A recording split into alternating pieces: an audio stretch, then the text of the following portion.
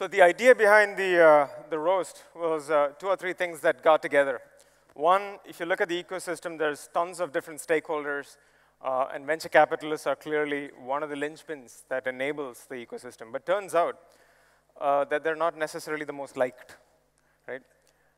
And add to that, there's never a platform to have the voice of many that dislike them to be vocalized. And I figured, let me volunteer and make that happen. And therefore, I present to you humbly me. So what we'll do is I'll walk you through how we're going to roast these folks. But prior to that, prior to getting these gentlemen up on stage, and as you can see, the cool thing about the panelists, it's the epitome of diversity. That's a joke. It's a bunch of middle-aged guys. I mean, that's as homogeneous as it gets. Yeah, we need more girls, that's right. So what I did was I figured we'll go out there, and for all the VC friends and VCs who are out there and not here, there's a story behind that too. We figured, when we look around and try to figure out the VCs that represent the local ecosystem, the Hyderabad ecosystem, as opposed to looking at the token top-notch VCs across the country. So what I did was I went around and I reached out the top 5 VCs of Hyderabad. So please put your hand together for that. Thank you. Thank you so much. The applause was for the effort that I put in. So since the 5 couldn't be found, I got the next best 5. And here they are. So without further ado, can we have the victims up on stage, please? Now, while we do that, can we get the entrepreneurs, innovators, and other trash? Put your hands up. You might wonder what is trash. You can read it. Tragic rat race losers who couldn't get their first choice of jobs and therefore decided to be lifestyle entrepreneurs. So that's you folks. Most of you had your hands up. Moving forward, we have another class of people, investors, early stage VCs, PEs, and other types of investors who I broadly call BMW or haters. And you might wonder who they are, and this is a representation of that, although all of them are early stage. So they're big LP money wasters, that's BMW, and having anger towards entrepreneurs who are on a train that made it to success, although some of them are successful entrepreneurs. So can we see a quick show of hands, BMW and haters in the group, please? Oh, come on. There's got to be some of you who's given money somewhere. OK. Moving on. So what I did was, since we got the second best set of 5 VCs, I thought let me walk this way. Is it OK to be here? OK. I figured I know all of them personally, right? So I thought I'll do the introductions on the basis of 2 things. Number one little anecdote about each of you, and that should not be more than a sentence. Number 2, the worst possible image that I could find on the Google. And I did find some amazing pictures. Some of them were remarkable, which I decided not to put up. So we found the second best set of pictures. And then I figured the third thing to do was to potentially make fun of them, which is a personal jab based on the pictures along the lines of Stephen Colbert. So it should be fun. The intro should be fun. And in case, for whatever reason, you're also interested in what they've all achieved in life, and they have, you can also read that on the side. But trust me, the other stuff is more fun. And I'll start with myself. So he who will be now known as the asshole at the end of the session, at least by these 5 members, one of them is a board member, so I have my disclaimer form signed already. And man who thought sideburns were cool in 2010, and also let one rip in another startup event and hoped that people will not notice. That now gives you a sense of what these pictures are. So that's some good self-deprecating humor. We'll start with Satish. He who I had to go to and pitch at the golf course clubhouse when I was an entrepreneur. I don't know if you remember this, Satish, 10 years ago perhaps. And man who didn't have time to shave his stubble and recover from his hangover before this picture was posted online. Another decade ago, I met Sharat over coffee or a drink, I don't remember, in Bangalore. And I didn't have the guts to pitch to you as an entrepreneur. And also the man who, as you can see from the picture, and now hasn't aged since 1970, which is another way of saying he looked 50 even back then. And he who I cannot piss off because he's on my board. And therefore, I'll leave it at that. And man whose identical twin brother was really into animation that he was okay getting that picture taken.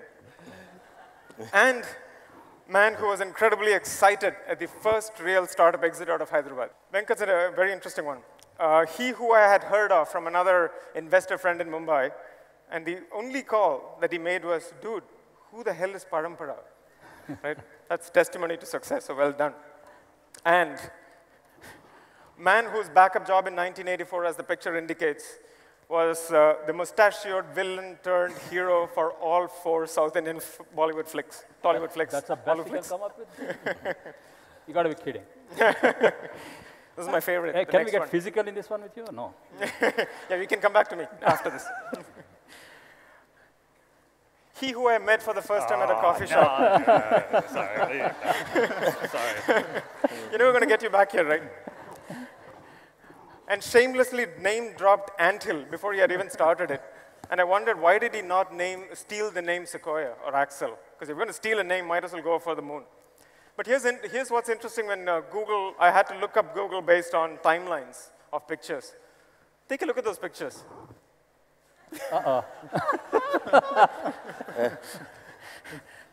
Clearly, the man who for the last 20 years has perfected the art of posing. And he who invented the selfie even before the smartphone was available. Dude, I'm in India. That, ladies and gentlemen, is my panel. Thank you. Let's get right to it. This is meant to the BMW and haters. The definition of a startup ecosystem. It is formed by people, blah, blah, blah, who come together, blah, blah, blah, organizations, corporates, institutes, blah, blah, blah, venture capitalists, blah, blah, blah. If you ask any of them as to which other ecosystem/stakeholder do they hate, the standard question is, why do all these guys construe you as fun-loving picnickers? Let's give it a go, guys. Who wants to take this? I think they're talking about the other beasts. I'm really loved. So. I'll go. Please, Satish. Yeah, so Jay, I think it's good to be on this, but as we were explaining, I think we're roasted all the time. Right. Roasted by family, roasted by investors, roasted by entrepreneurs. I think until you give money, you are a god. After you give money, you know what we are. Right? We are dogs. So I think, kind of coming back to your question, majority of the times if you go around and ask people, they say there's a lot of money, but we don't find good ideas or good entrepreneurs. Right. When you go ask entrepreneurs, you say, I have a great idea, but I don't see people with the money. I check. Right. So in the end, I think it sounds... Back up. Yeah, so... Did you cut off my mic? So it sounds very paradoxical, but unfortunately, it is what it is. So you do admit you're a fun-loving picnicker. Beauty lies in the eyes of the beholder. Anyone else wants to take a stab? I've got a slightly different angle here, and this is something I learned just the last week. I confess to that. It's from a VC, if you can believe it, older than me.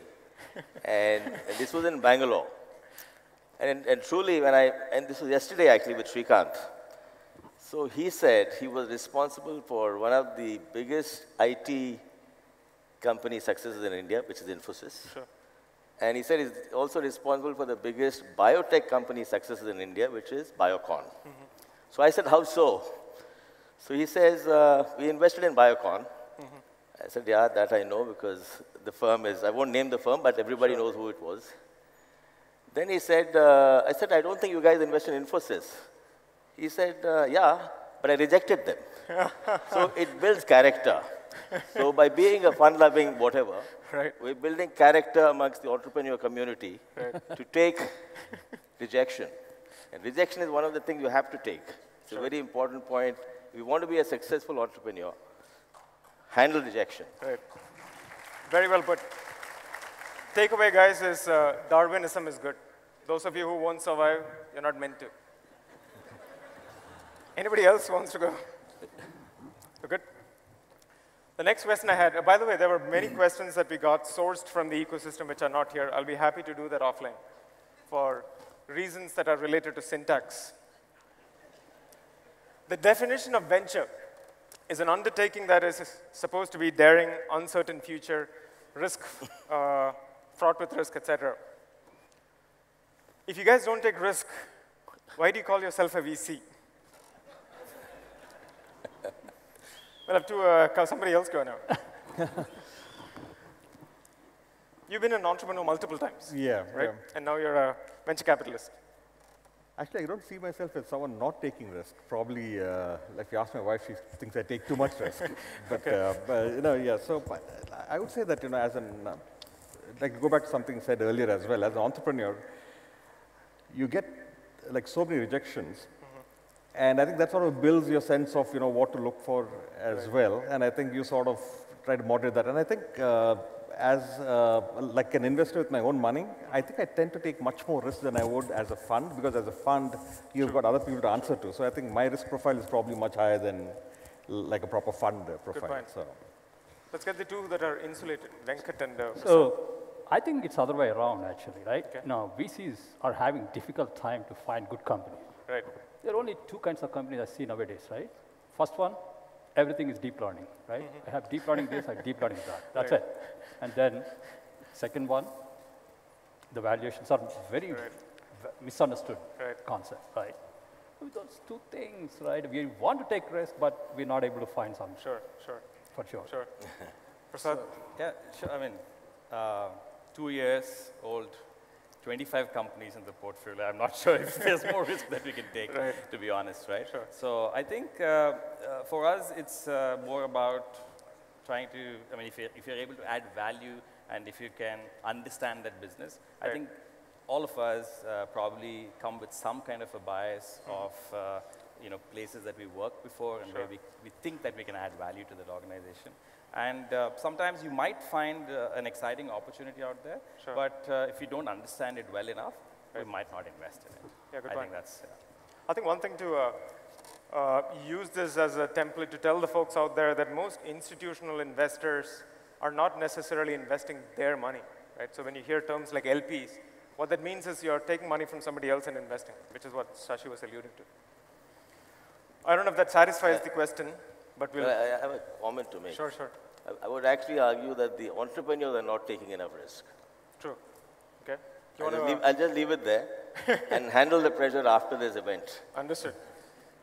yeah, I think that's true. In fact, like we should like really roast the entrepreneurs, because I started like a game development company long back when there were no games around. Lost my shirt on it, lost a lot of hair as well.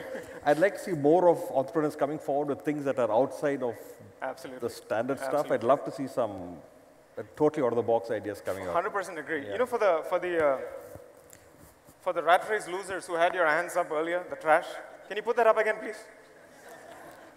Entrepreneurs, keep it up. Come on, that was much more than that. How many of you are okay with not having a valuation dialogue? If you're early stage, those hands have significantly dropped. Do you want to make a note of those guys? And the trick to note is that your valuation means squat. At day zero, none of it matters. It is just a notion in your head, at best a PowerPoint, and even better, maybe an Excel to articulate that. But your valuation is absolute BS. So, point taken. Yep. And one way to hedge the risk is you go up there and say, I'm open to evaluation. Moving on. So this is for you guys. Can you complete the sentence, each one of you? Most entrepreneurs that I come across these days are blank. Very fun-loving. Oh, fantastic. Quickly got that out of the way. Who wants to go next? I see. This is a roast, guys. Have fun. Don't come up with things like they don't have value and they don't add to my portfolio, etc. Yeah, I think, the Uber for this and the Uber for that is dead. Nice. I think entrepreneurs need to now come up with ideas that are much more unique and innovative. I feel the whole copy-paste model from what's happening out there to here is dying. I mean, you can see that VC capital is not going into in that kind of deals. So, in my view, I think most entrepreneurs today should start thinking about what we can really create and able to attract that kind of capital. Got it.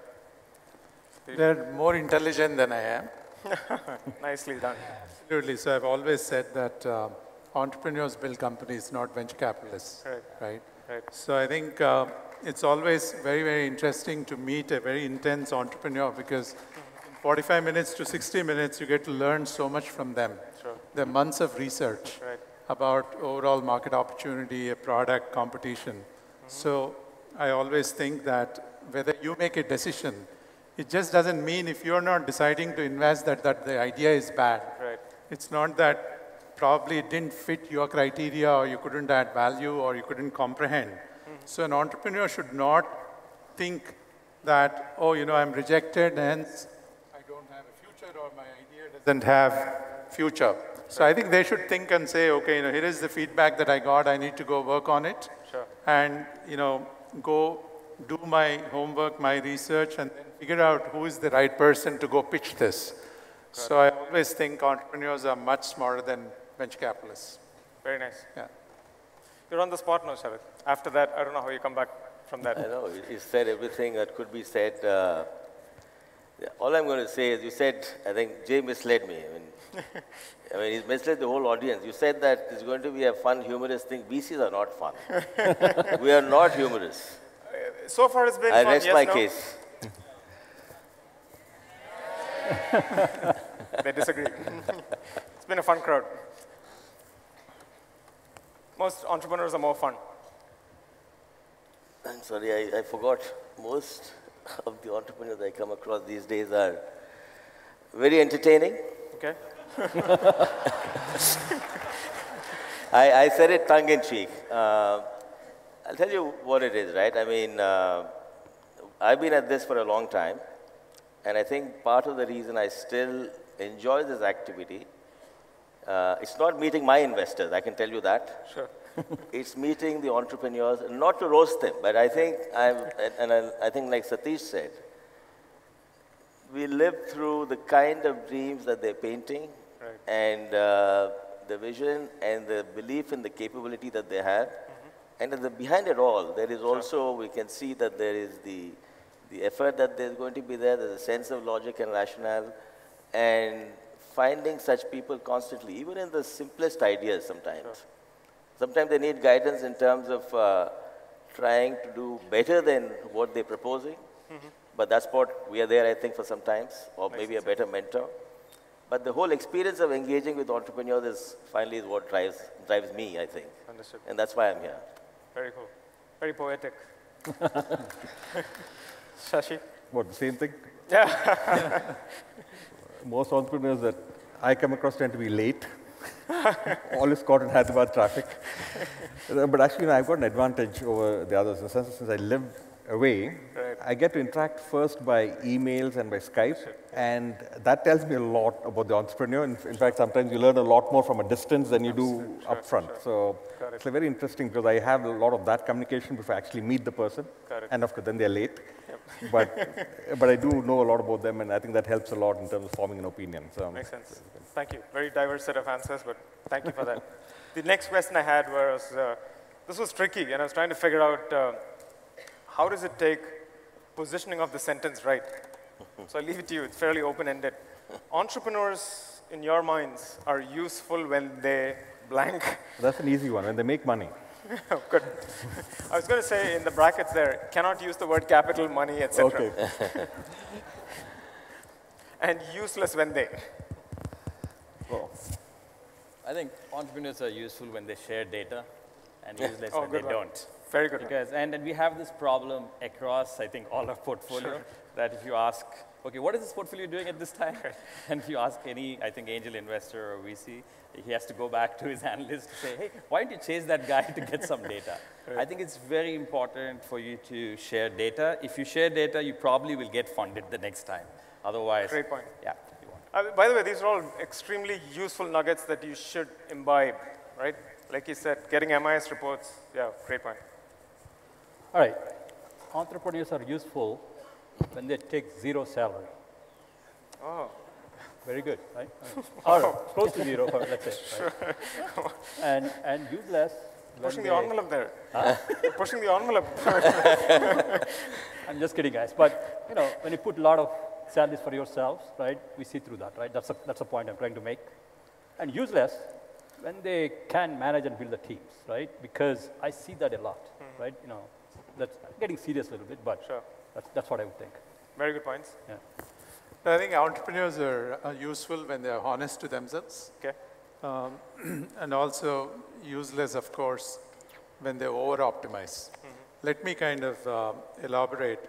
I think for all the entrepreneurs out there, it's kind of really the opportunity cost. And it's 1 out of 1. For VCs, you know, they're managing a portfolio. Right? So we all know that, you know, you make 15, 18 investments. If 3 of them give you decent returns, you still can go return money to your investors. But for entrepreneur, it has to be that 1 out of 1, right? So they need to be extremely honest with themselves. And over-optimizing sometimes, obviously, is just going to delay the cycle. And it's not going to be a win-win situation. So they always need to look at, you know, just the way they're very aggressive in going and building a startup, they need to make quick decisions and then move on. Got it. Yeah. Got it. Thank you. Okay. So this again is going to be a commentary just not on being entrepreneur, but also maybe to do with if you're about to get married, please remember this. Entrepreneurs are useful when they love me as much before signing the contract as after signing the contract. Are you guys getting it? It's very important because life's about, you get into a contract fully understanding all the sides of the picture. Right. Don't ever fall into a relationship if you really think once you sign the contract, you can play a different rule, different game. It's not good for you, it's not good for your partner, it's not good for the world in general. You can do a lot by behaving the same way before you sign the contract as well as after you sign the contract. Got it. Yep. Very cool. I like the analogy to the marriage. If my wife's somewhere here, please take note of that. I think that's like what you're talking from, like first-hand experience on that. May not be. Exactly. Relate to this. So actually, like to just take up on what was said by Sharad, entrepreneurs are useful when they make use of me in the sense that I'm there to help them. So I love an entrepreneur who says that, hey, can you make this introduction, do that for me, do this for me. Right.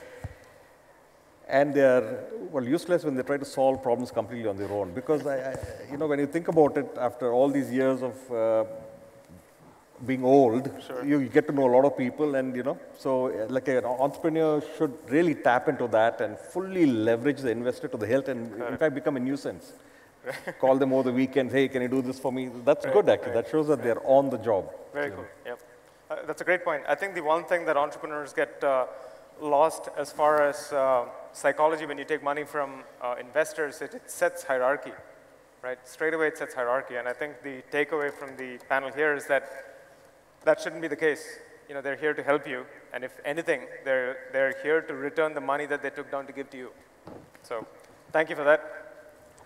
What I wanted to do before this was keep it a little interactive, as suggested by the panel, and I completely agree, and we have enough time.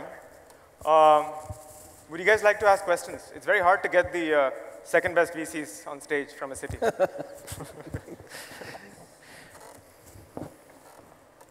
Go ahead. Oh, just shout. I think we'll try. I'll spell it out.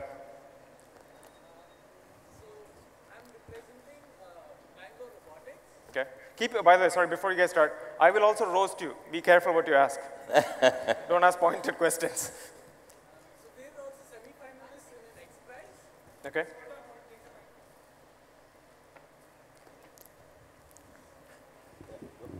I think it's on. Hello. Yeah. I'm representing Bangalore Robotics, and we're also semi-finalists in an X Prize, and this is a Ocean Discovery X Prize. So my question to the VCs is that to go to the next level, we don't have enough support. So what would you guys do at this point? So we're the only team from India in this X Prize. Are you specifically seeking capital when you say not enough support? Yeah, actually. Okay. Because if you're looking for anything other than capital, No, we need I'll capital. defer that to them. Yeah. Anything other than capital, No, it's capital. We already have 8 patents filed for this technology, and we need capital to build this submarine. got it. Yeah. I'll give you 2 answers. Capital, I'll defer to the second best investors. But anything other than capital, about 5 or 6 kilometers away from here, there's this fantastic place called T-Hub.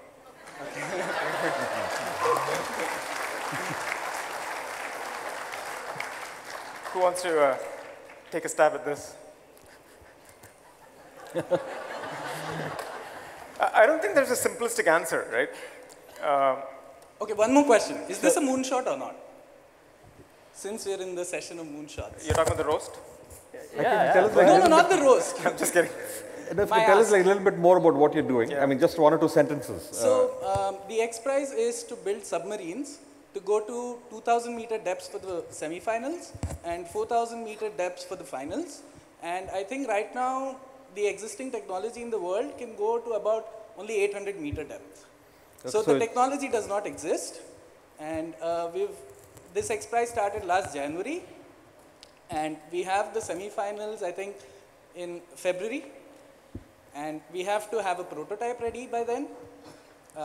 So I think it started with 30 teams, and now it's down to 19 teams, and we're the only Indian team. One thing I can speak on behalf of them is that investors, venture capitalists don't invest in projects that win prizes. They invest in companies, unless you guys differ in opinion. No. Right? So you might want to articulate that a little better. Okay. But I'm sure they're well connected to at least direct me to the right channel, because that's where we're facing problems. Yeah, that's the kind of fundraising you don't probably do from VCs, but probably other source of capital, like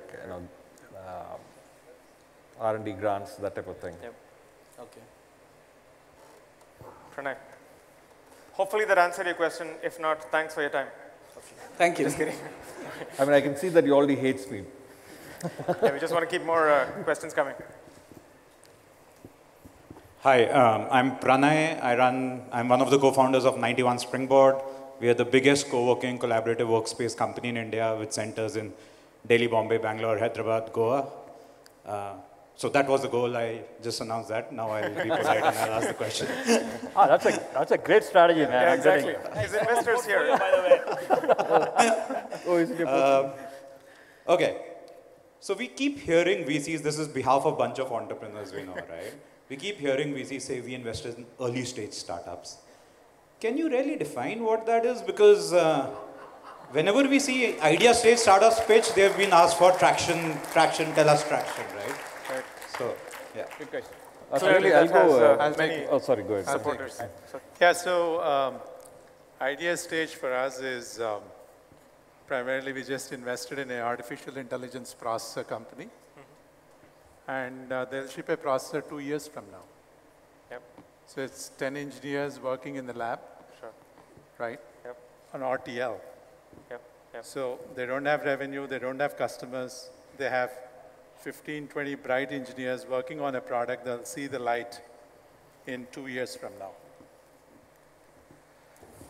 So, can I follow up on that question? I think it's also important who you're approaching, which kind of investor you're approaching. Is it an angel investor or a VC which is doing more growth stage? What is their thesis, right? But very clearly, I mean, I can see, and I can say this in India, that the VC ecosystem is quite immature in the sense that we do not take too many bets very early. And sometimes when it is very early, questions like, what's the traction and what's your revenue pipeline are asked. I feel that needs to change. There needs to be more bets earlier in the entrepreneur and in the idea. I think that's where, I mean, if it comes to the end of the day, I mean, most of our evaluation is around who's leading and what's the team like, and that's mostly 75%, and then what is the idea scalable, and is there some deep technology in it, right? So I think it's very clear that India needs to take much more bets, much earlier stage. So we do not have enough adventure capital, as KTR called it. No, I disagree, Prasad. I think, you know, there's Srikanth sitting there. I think the question is that which domain do you know, right? So far, I think we've been very stage agnostic and sector agnostic. And you can't run a venture capital fund just by being stage agnostic, sector agnostic. I think you have funds now that have expertise in a particular domain. And they want to take those bets. And you will see more and more of them. Right? So I think, to me, this gentleman who talked about X Prize, if I were him, if I were the entrepreneur, I would go pitch to Peter Thiel. Why is Peter Thiel not accessible to me today? 10 years ago, if I were to stand up there and complain that nobody is understanding or recognizing my idea, it had merit. Today you have Twitter, you have LinkedIn, right? You can easily catch attention by an intelligent tweet, right? Good point. Absolutely. So as much as we all think, I think we live in a connected world. Very true. And capital is commodity, right? The brilliant ideas will find capital. A brilliant entrepreneur with good idea will go raise capital where it is available, will build a product where there is talent, will sell where he can sell it for a premium and exit where he gets the maximum valuation. I think it's a connected world and you need to take advantage of that. Very true. All right. Also, I think just to lighten the effect a little bit, right? To answer your question, what is early stage? There are two types of early stages, right? Where you sell the dream, not profitable. Okay. Yep. You sell the product, not profitable. We both invest in both, actually, right? So that's what is early stage for us. Understood. I know Jay said this is not a Gyan session, so I've been holding back. But some of your Gyan has been splendid, so please. So the only comment I would make is that, I mean, this is again, it's a very obvious Gyan, which is when there are product businesses, there are service businesses. If it's a product businesses, meaning there's a deep IP-oriented business, then of course, I mean, and the people are capable and we find the vision exciting, then they're going to find a lot of investment at zero traction, just an idea level, which is what Satish said. The point is, most of the service businesses that come about also have a world domination strategy, which is, I'm going to dominate the world, the biggest guy in this world with the maximum amount of capital. If capital is your primary competitive advantage, which is what a service business is, I'm talking about all the technology-enabled marketplaces or B2C businesses, all of them, then it's a different game. Then you're certainly going to going to be asked about traction. So the whole thing is about, is there deep IP or not? Potentially. And are you capable of executing it? To that point, I'll just add something else. I think it's important for the entrepreneurs to see that when they hear that it's not fundable at that stage, it could be that the investor does not like the idea and is just saying that, so it's not that there's no interest in funding it. Sometimes that's the way that people respond, that, hey, I don't invest in this area, or this is not a space that I understand, or that's all like a code word for they're not excited about the idea. But if they're excited about the idea, the same investor may not be asking those traction questions, might write a check. So I think it's also some of like the semantics of how like the investor responds when they don't want to say that, no, this idea is stupid, right? They'll just say, okay, this is not the right stage for me, or I need to see more traction, or things like that. So. Thank you. I think we're out of time. The clock stopped, but we'll take one last question. So, I mean, this might go okay, sorry. So we'll take questions offline. We're completely out of time.